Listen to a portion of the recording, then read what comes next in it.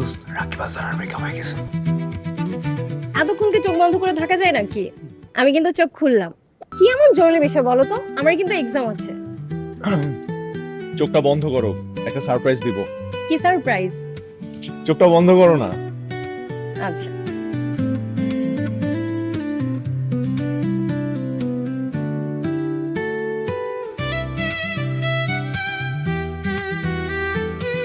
দোস্ত রাকিব হাসান ব্রেকআপ হয়ে গেছে।